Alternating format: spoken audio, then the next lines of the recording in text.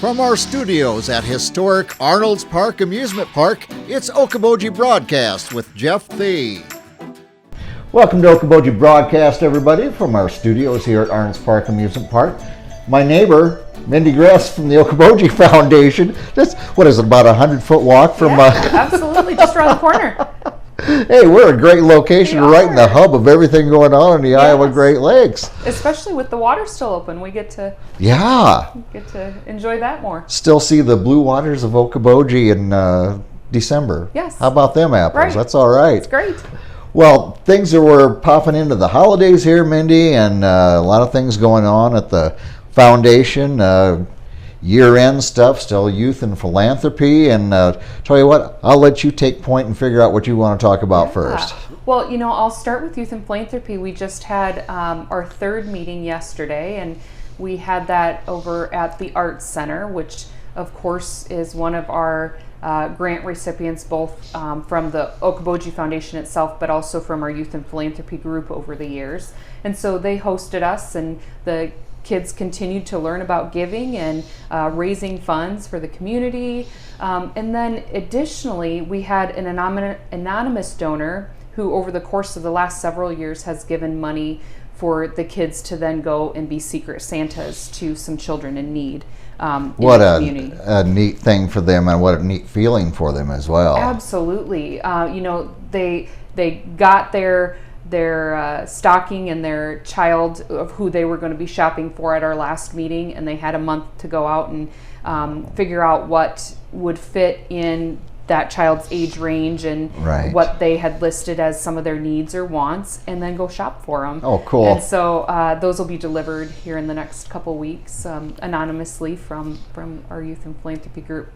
And so they're also did a project with the Arts on Grand, making a ornament that will be delivered to assisted living home around the area to help brighten their Christmas. For our senior citizens. Yes. Boy, they're just, from young to old, they're just hitting everything, you know aren't what? they? They are just in there making a difference. It's really cool. Yeah, and you mentioned, when you said that before about it's about the giving. I mean, that is the essence of the Okoboji Foundation, isn't it? I mean, that wrapped it up in just a neat little package at Christmas time right there, It really did, and I think that's the thing that we want everybody to really understand about the Community Foundation is we are the community's foundation, and whether you're giving $5 or $5,000 or more, it doesn't matter. It's what we can come and do together for the greater good of our region. That's right, and those dollars are turned around and put into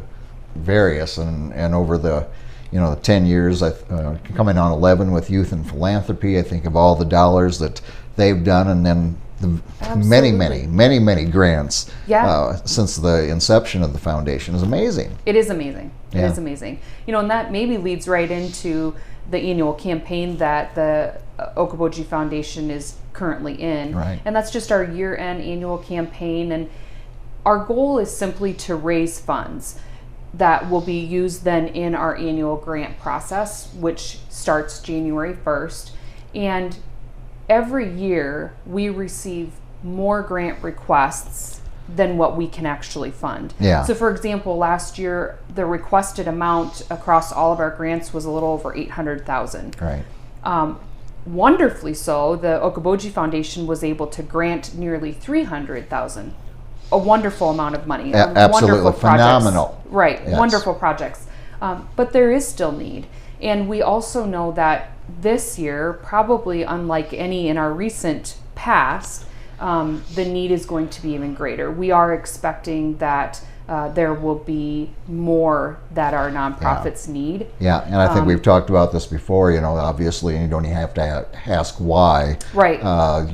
All these nonprofits, no fundraiser this year. That one thing that they do, or two things that they do yearly that sustains them, pays employees or whatever those things dried up.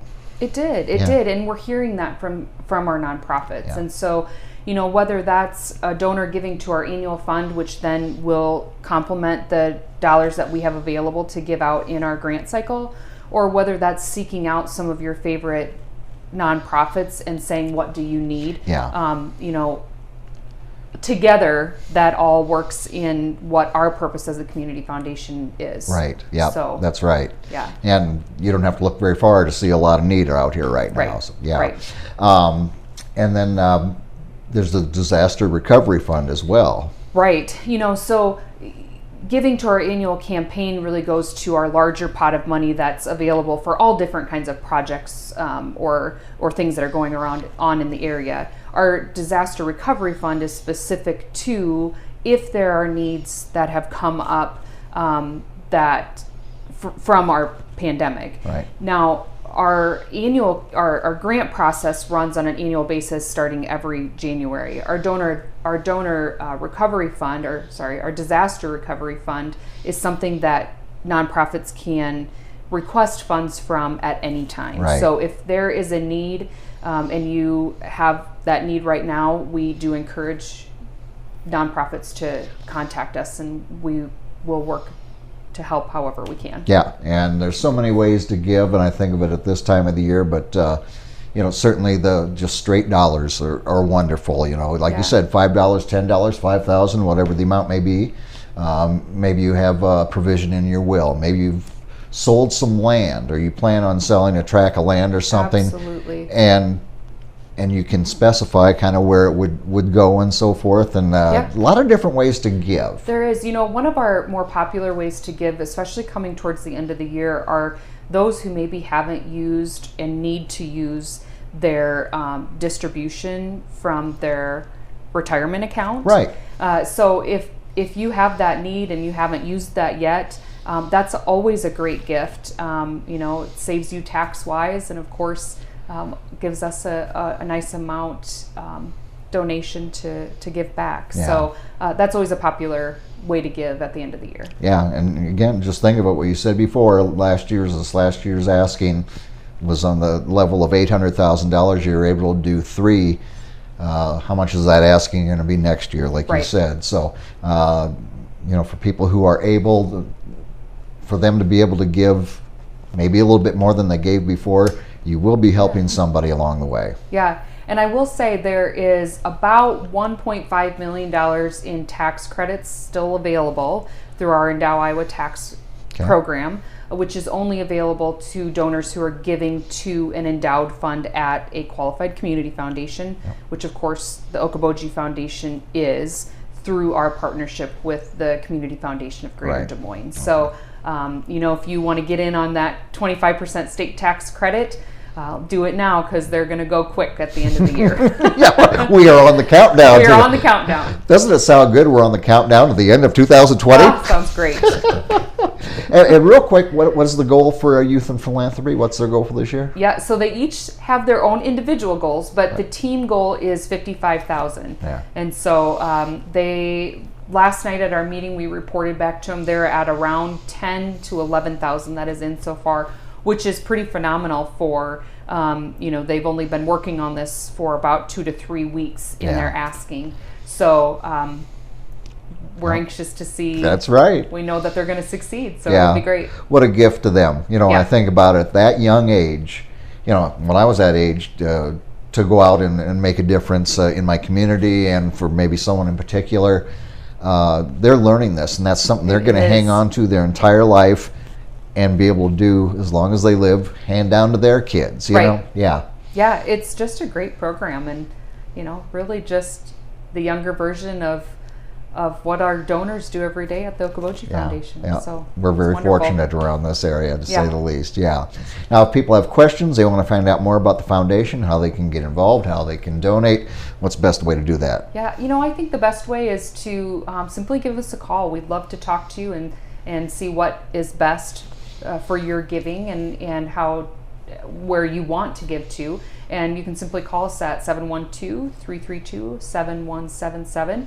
Or, of course, you can go on to our website at okobojifoundation.com. Very good. Now, whether you talk to Mindy or talk to Allie, you're going to have a fantastic conversation. Absolutely. Very friendly in that office. So. All right. Well, Mindy, thank you for coming in and letting us know what's going on with the foundation.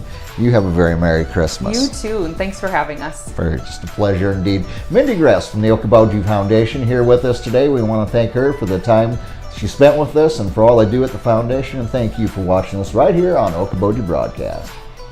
Okoboji Broadcast from the studios at historic Arnold's Park Amusement Park is brought to you by the Scott Troutman State Farm Agency in Spirit Lake, Pure Fishing in Spirit Lake, Last Touch Painting and Cleaning, providing interior, exterior, house painting, and professional cleaning services in Spirit Lake. Quest Wealth Management, a financial advisory practice of Ameriprise Financial Services. Advisor Jan Spielman, AJ Spielman, and Erica Wachholz.